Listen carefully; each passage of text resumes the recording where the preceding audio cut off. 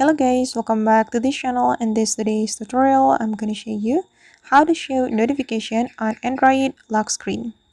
Alright guys, first of all, you can open your settings application on your Android phone. So this is my settings application and I'm going to open it.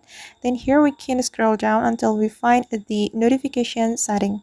Click on this notification setting and you can click on the lock screen notification.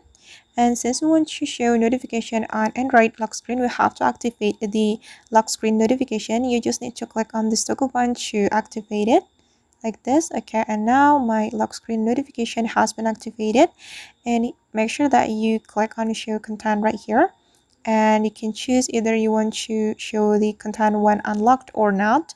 And if you want to show your content or your notification content when your phone is unlocked, you can activate it. But if you don't want to activate it, you just need to click on the toggle button. Alright guys, and that's how we can show notification on Android lock screen.